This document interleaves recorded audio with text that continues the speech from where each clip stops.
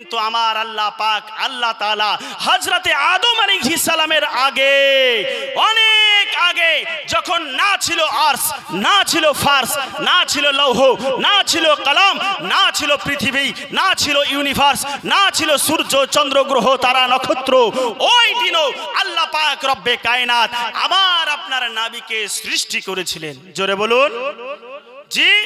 আমাদের নবীকে আল্লাহ পাক রব্বুল আলামিন সবার প্রথমে সৃষ্টি করেছেন, শুধু মানুষ জাতির প্রথমে না, সবার প্রথমে, সব কিছুর প্রথমে আমাদের নবীকে সৃষ্টি করেছে। তার প্রমাণ আমার হাতে যে কিতাব দেখতে পাচ্ছেন, এই কিতাবের নাম মুস্তাদরাক আলা সহিহাইন। এই কিতাবটি আপনার বাইরুতের ছাপ দারুল কুতুবুল ইলমিয়া থেকে আনানো এই কিতাব, দ্বিতীয় খণ্ডের আপনার কিনা 671 নম্বর পাতার মধ্যে, পৃষ্ঠার মধ্যে হাদিস এসেছে। আল্লাহ পাক রব্বে কায়নাত তিনি ঘোষণা করেছেন, এই হাদিসটা হচ্ছে হাদিসে কুদসি। আমি হাদিসটা পড়ছি। আন ইবনে আব্বাস রাদিয়াল্লাহু তাআলা আনহুমা قال হযরতে আব্বাস আব্দুল্লাহ ইবনে আব্বাস রাদিয়াল্লাহু তাআলা আনহু তিনি আপনার বর্ণনা করেছেন। কি বর্ণনা করেছেন? আওহাল্লাহু ইলা ঈসা আলাইহিস সালাম, আল্লাহ পাক রব্বুল আলামিন হযরতে ঈসা আলাইহিস সালামের নিকটে ওহী করলেন। কার নিকটে ওহী করেছিলেন? এবার ভালো করে বুঝতে হবে বাবা জীবন। যদি ভালো করে না বুঝেন সমাধান হবে না। সমাধান না হলে পরবর্তীতে আমাকেই বলবেন, মাওলানা সাহেব কি বুঝিয়ে গেছে, আমরা কিছুই বুঝিনি, বকে চলে গেছে। জি না, আপনাকে ভালো করে বুঝিয়ে দিচ্ছি। আপনাকে বুঝতে হবে আওহাল্লাহু ইলা ঈসা আলাইহিস সালাম, আল্লাহ পাক রব্বুল আলামিন তিনি ঈসা আলাইহিস সালামের নিকটে ওহী করলেন। ওহী মানে কি? বার্তা, মেসেজ। আল্লাহ হযরতে ঈসার নিকটে মেসেজ পাঠালেন। কি মেসেজ পাঠিয়েছিলেন? এটা জানার আগেই বলি যে হযরতে ঈসা আলাইহিস সালাম দুনিয়ায় এসেছিলেন আমাদের নবীর আগে এসেছিলেন না পরে এসেছিলেন? জি না, আসার সময়, আসার দিক থেকে হযরতে ঈসা আলাইহিস সালাম আমাদের নবীর আগে এসেছিলেন, কিন্তু সৃষ্টির দিকে আমাদের নবী সৃষ্টির প্রথম। কিভাবে প্রথম এটা প্রমাণ করব। আল্লাহ হযরতে ঈসাকে ওহী করলেন, আমার নবী এখনো দুনিয়ার বুকে আসে নাই। আল্লাহ বলছেন, ইয়া ঈসা, হে ঈসা, আমিন বি মুহাম্মাদিন, তুমি নবী মুহাম্মাদের প্রতি ঈমান নিয়ে এসো। আল্লাহ পাক রব্বুল আলামিন হযরতে ঈসার নিকটে ওহী করেছিলেন। যখন হযরতে ঈসা দুনিয়ার বুকে ছিলেন না, ওই অবস্থায় আল্লাহ পাক রব্বে কায়নাত ঈসা আলাইহিস সালামের নিকটে ওহী করে জানিয়ে দিয়েছিলেন, হে ঈসা, তুমি আমার নবী মুহাম্মদুর রাসূলুল্লাহ সাল্লাল্লাহু তাআলা আলাইহি ওয়া আলিহি ওয়া সাল্লামের প্রতি ঈমান নিয়ে এসো। এখান থেকেই বোঝা যায়, যদি আমার নবীকে আল্লাহ পাক রব্বে কায়নাত তিনি জন্মের পূর্বে অর্থাৎ দুনিয়ায় আসার আগে যদি না বানাতেন, তাহলে পারে কিভাবে ঈসা আলাইহিস সালাম আমার আপনার নবীর প্রতি ঈমান নিয়ে আসবে? জি, সম্ভব হবে? কোন জিনিস বানানি নাই, বানানিনি, আপনি ওই জিনিসের নাম রেখে দিলেন, নাম রেখে দিয়ে ওই কাজটাকে কি করা সম্ভব হবে? ওর থেকে কোনো ফল পাওয়া যাবে? জি না, বানাতে হবে, বানালে গার ফল পাওয়া যাবে, তাই না? আপনি বানাননি, আপনি মোবাইলের মধ্যে ইন্টারনেট লাগে এক জায়গা থেকে আরেক জায়গায় ভিডিও কল করার জন্য, আপনি ইন্টারনেট সংযোগই করেননি, আপনি কিভাবে ভিডিও কল করবেন? সম্ভব না মুসলমান। তেমনি ভাবে আমার নবীকে আমার আল্লাহ পাক আল্লাহ তাআলা তিনি যদি তিনার জন্মের আগেই নবী না বানান, নবীর প্রতি ঈমান আনা কিভাবে সম্ভব হবে? সম্ভব নয়। অতএব কিতাব থেকে প্রমাণিত, আল্লাহ পাক রব্বুল আলামিন মুস্তাদরাক আলা সহিহাইনের মধ্যে আপনার 671 এবং 72 নম্বর পৃষ্ঠার মধ্যে এই হাদিস এসেছে। হাদিসের মধ্যে তিনি বলছেন, আল্লাহ বললেন ঈসার কাছে ওহী করে, হে ঈসা, আমিন বি মুহাম্মাদিন, তুমি নবী মুহাম্মাদের প্রতি ঈমান নিয়ে আসো।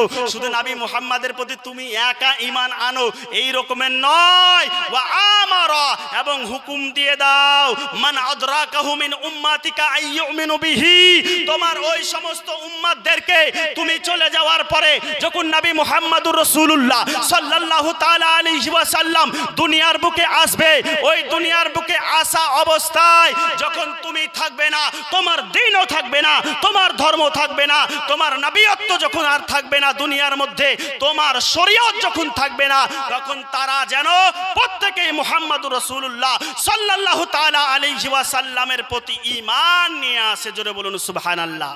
তা আল্লাহ পাক রব্বুল আলামিন তিনি নবীর জন্ম হওয়ার আগে ধর্ম প্রচার করে দিয়ে বুঝিয়ে দিয়েছেন যে আমার নবী তিনি জন্মের আগে থেকেই নবী।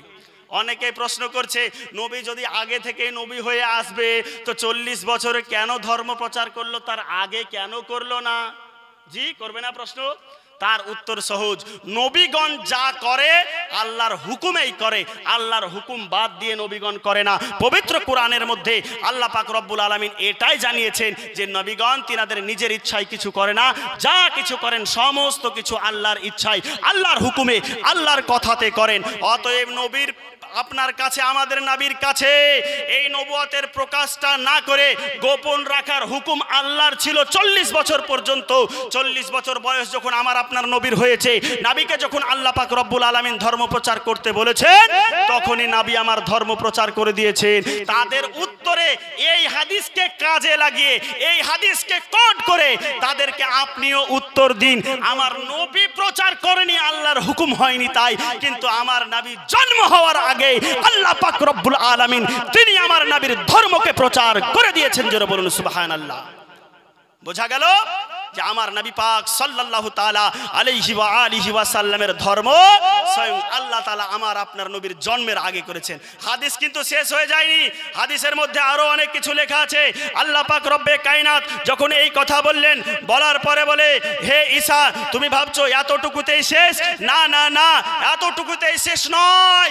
ফা লাউলা মুহাম্মাদুন মা খালাকতু আদামা ওয়া লাউলা মুহাম্মাদুন মা খালাকতুল জান্নাতা ওয়ালান নারা।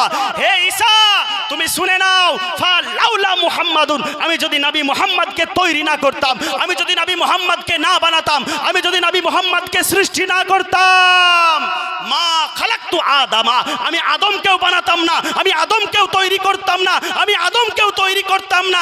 শুধু তাই নয়, তাই নয়, তাই নয়, মা খালাকতুল জান্নাতা ওয়ালান নারা, এবং আমি যে জান্নাতকে বানিয়েছি, জাহান্নামকে বানিয়েছি, যদি নবী মুহাম্মদকে তৈরি না করতাম, এই জান্নাতকেও বানাতাম না, জাহান্নামকেও বানাতাম না। জোরে বলুন সুবহানাল্লাহ।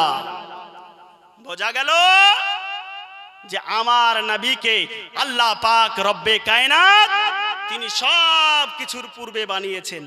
আদম আলাইহিস সালামের আগে বানিয়েছেন, জান্নাতের আগে বানিয়েছেন, জাহান্নামের আগে বানিয়েছেন। তাই আল্লাহ নিজেই ঘোষণা করে দিয়েছেন।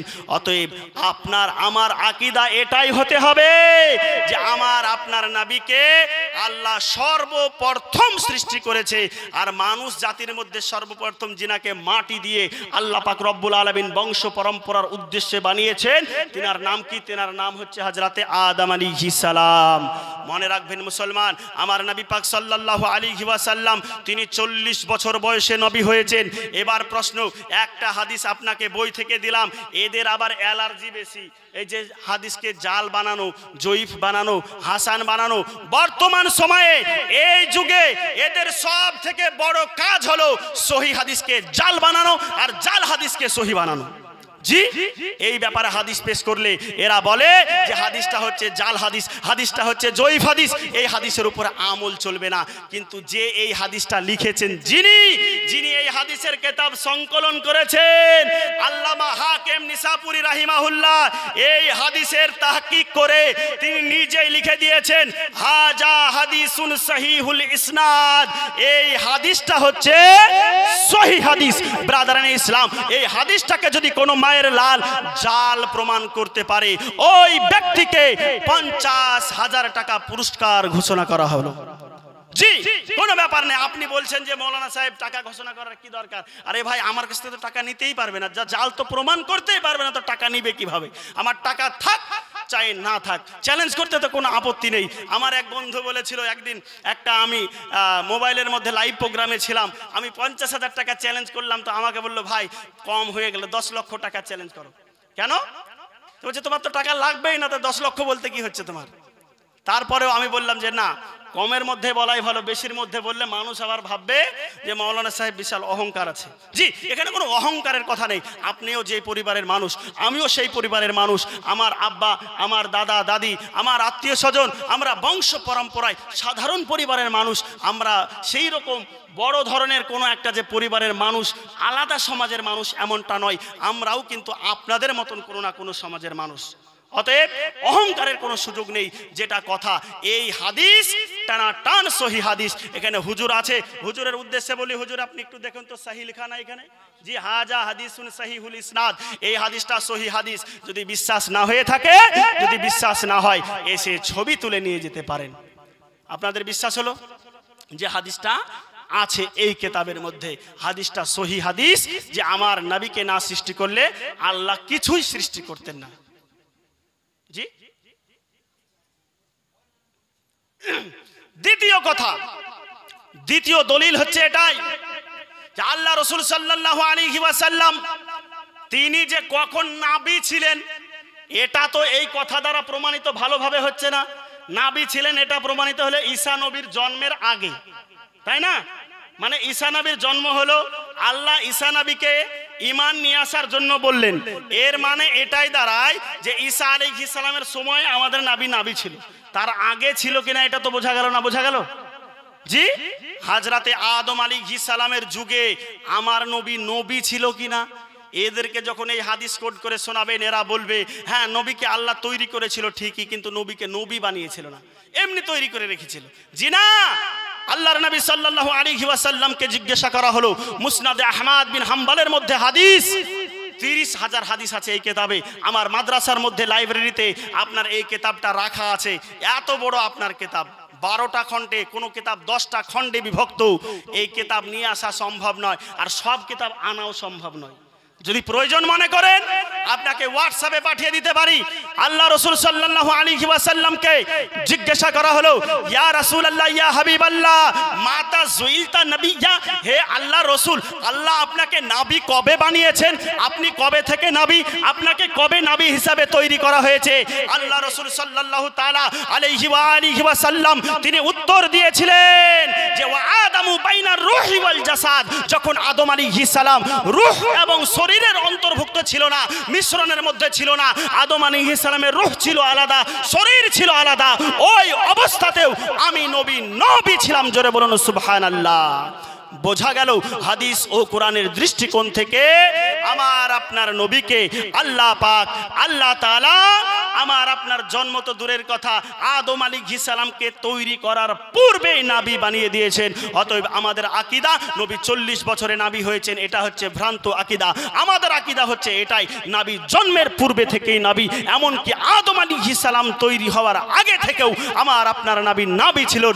আল্লাহ পাক রব্বুল আলামিন যেন এই কথার প্রতি আমল করে আমাদের সকলকে চলার তৌফিক দান করে। সকলে বলি আল্লাহুম্মা আমিন, আল্লাহুম্মা।